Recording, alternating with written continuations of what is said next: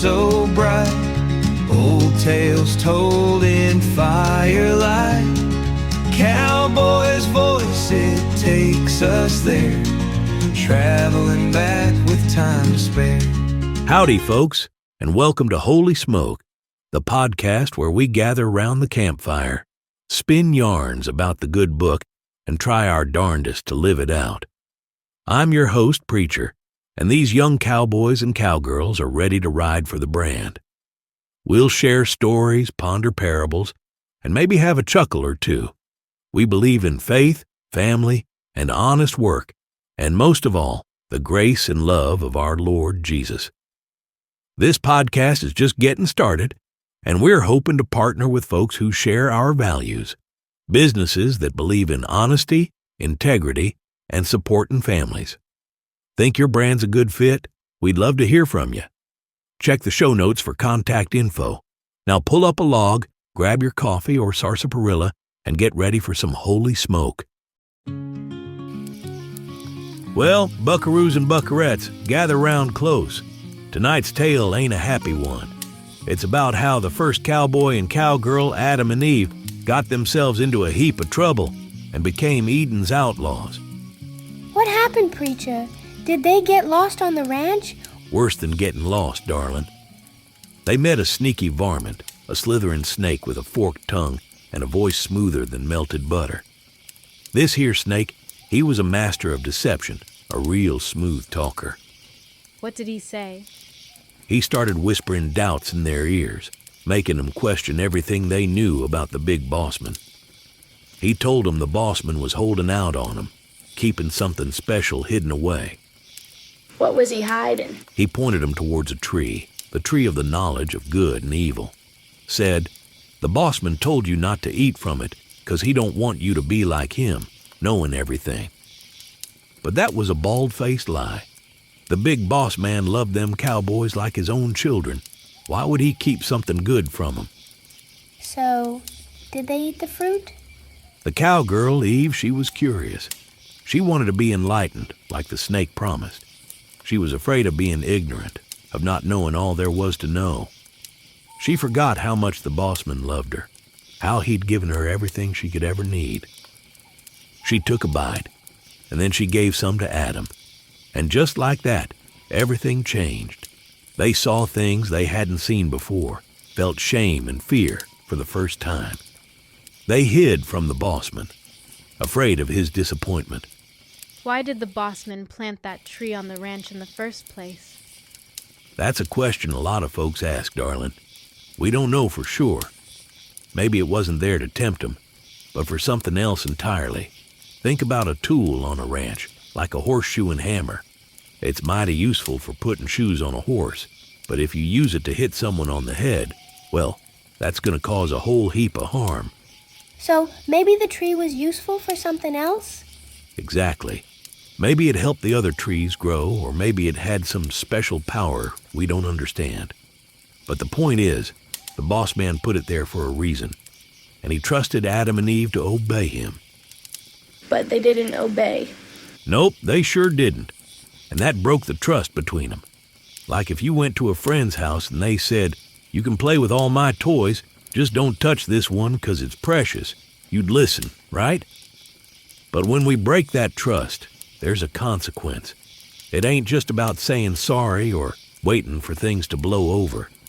It takes something more to mend that broken trust, something selfless and true. Something that shows you value the relationship more than anything else. And that, my young'uns, is the story of Eden's outlaws. They made a mistake, a big one. But the boss man still loved them. He had a plan to restore that broken trust, a plan that would take a whole lot of love and sacrifice. But that's a story for another night, around another campfire.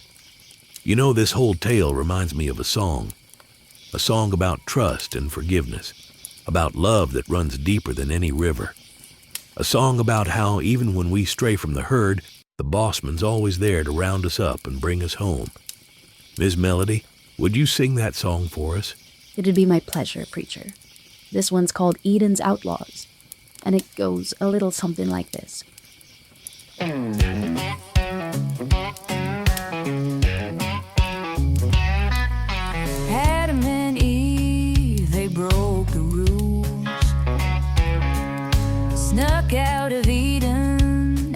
acting like fools.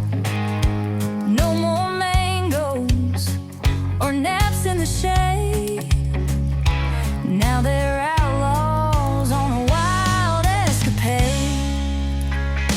Eden's outlaws on the run, hid in the bushes for the setting sun, wearing fig leaves, looking quite silly, blaming the snake for their tummy ache. But God's not done with his great plan. He'll show them love again and again.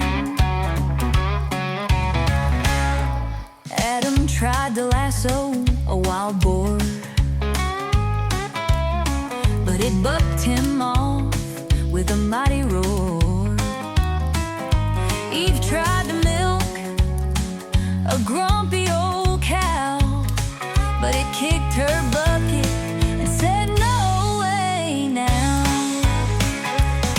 They built a campfire with sticks and stones, roasting marshmallows and making funny moans.